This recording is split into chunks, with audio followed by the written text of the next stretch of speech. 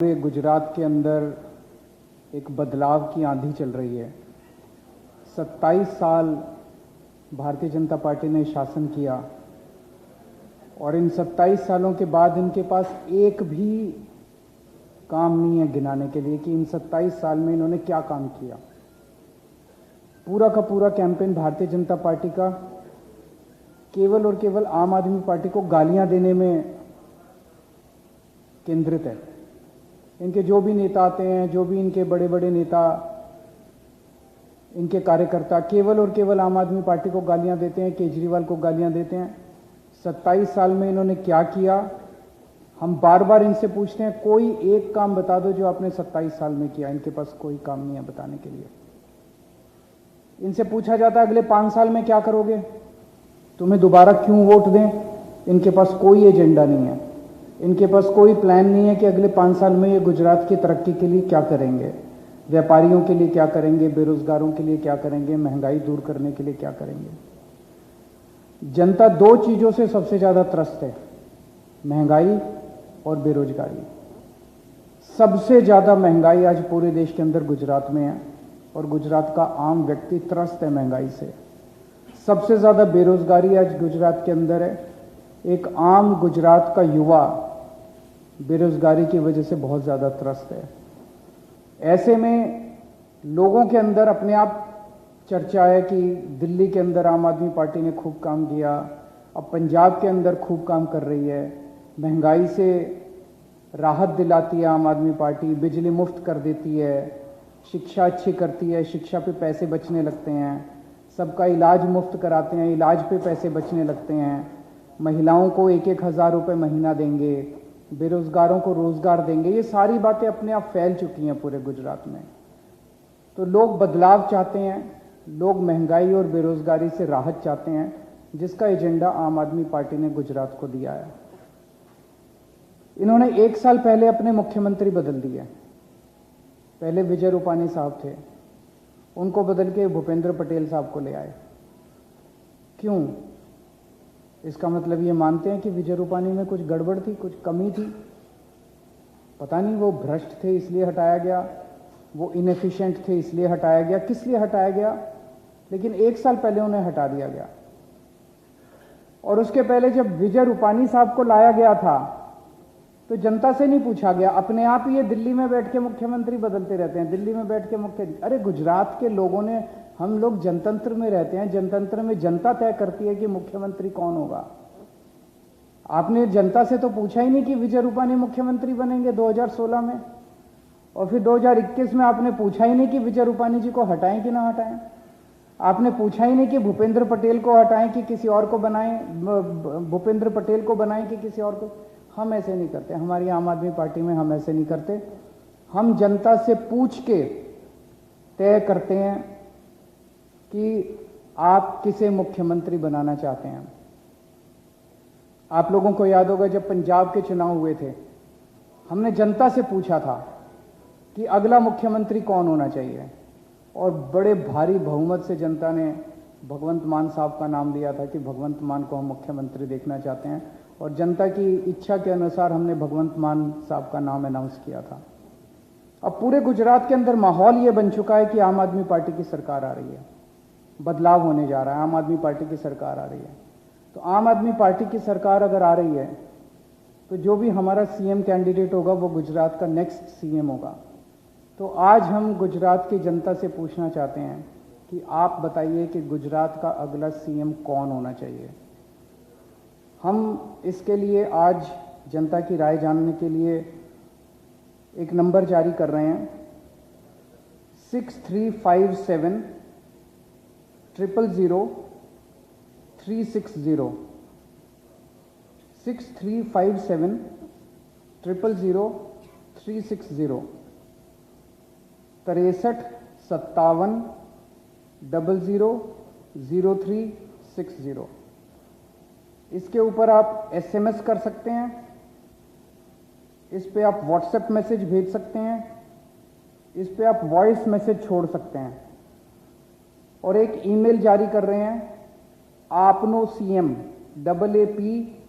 AAPNOCM @gmail.com।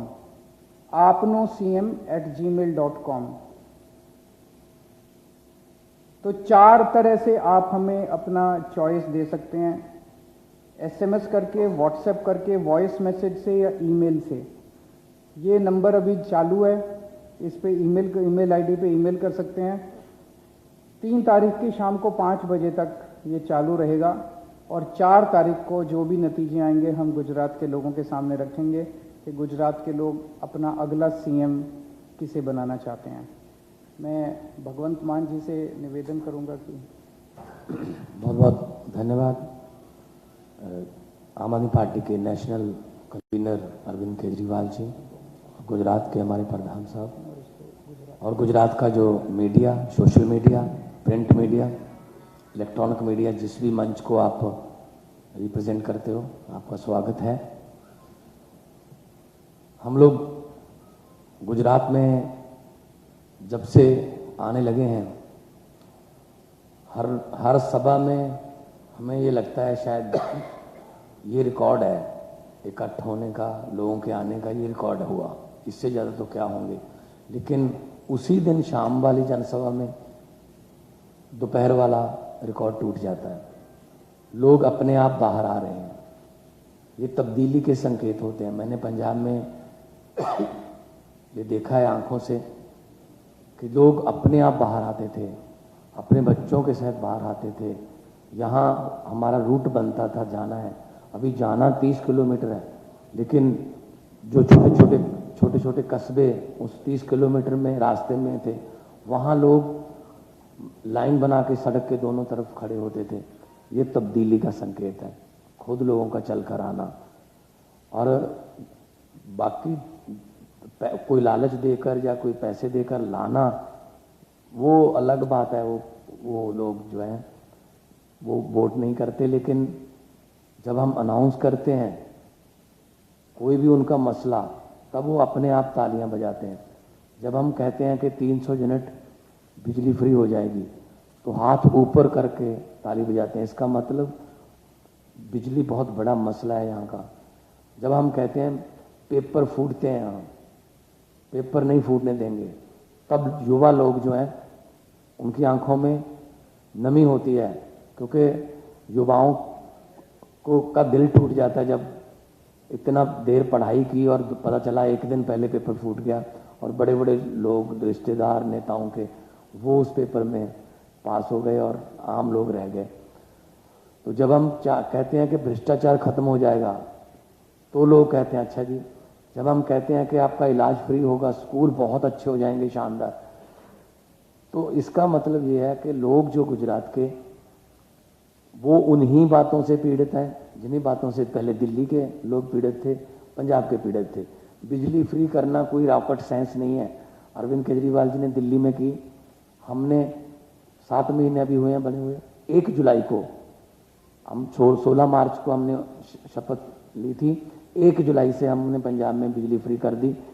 तो 50 लाख घरों से ज़्यादा घरों को इस वक्त जीरो बिल आता है, आउट ऑफ 74 लैक्स। अभी सर्दी का बिल आएगा तो ये आंकड़ा जो है 68 लाख तक जाएगा। तो लोग खुश हैं, लोग एक यकीन नहीं हो रहा लोगों को, लोग एक दूसरे को बिल दिखा रहे हैं, यार तेरा भी ऐसे ही आया, जीरो आया, कहीं कोई गड़बड़ तो नहीं है, कोई कंप्यूटर तो नहीं खराब हो गया कि जीरो बिल आ गया, लिखना भूल गए। तो करप्शन के लिए, जो करप्शन करते हैं उनको पकड़ने के लिए हमने हेल्पलाइन जारी की, 200 से ज़्यादा लोगों को हमने पकड़ के जेल में डाला। विधायकों की हमने पेंशन बंद कर दी, हमने ओल्ड पेंशन स्कीम लागू कर दी सरकारी मुलाजिम के लिए। बहुत बड़ी मांग थी, बहुत बड़ी मांग थी ये। हमने DA की 6% किस्त उनको दी, हमने 20,000 नौकरियां दे दी। ये मैं सिर्फ और सिर्फ 7 महीने की बात कर रहा हूँ। नीयत साफ हो तो सब कुछ हो सकता है, ये गुजरात में भी हो सकता है। तो हम जब भी गुजरात में जाते हैं, लोग कहते हैं जी हमें इनसे हमारा पीछा छुड़वा दो। हम कहते हैं जी आप इन लोगों ने छुड़वाना है पीछा। तो जब भी मुझे गुजरात का एक लड़का मिला, मैंने कहा गुजरात के लोग, सच बताना गुजरात के लोग क्या चाहते हैं? वो कहता है जी गुजरात के लोग चेंज चाहते हैं, परिवर्तन चाहते हैं, चेंज चाहते हैं। मैंने कहा चेंज कौन है फिर? कहता जी आम आदमी पार्टी। मैंने कहा कांग्रेस नहीं चेंज, कहते नहीं जी कांग्रेस चेंज नहीं, कांग्रेस अब एक्सचेंज बन चुकी है। वो तो मतलब कभी इधर चले गए कभी उधर चले गए। 20 से ज़्यादा जो 77 में से जीते हुए थे वो बीजेपी में हैं, तो लोग यकीन कैसे करें कि इनको वोट देंगे और ये यहीं रहेंगे। कम से कम अपने स्टैंड पे तो रहो, साइकिल का भी कोई स्टैंड होता है। तो वो कांग्रेस तो इस बार इलेक्शन भी नहीं लड़ रही, वो तो उधर ही घूम रहे हैं कहीं। तो जो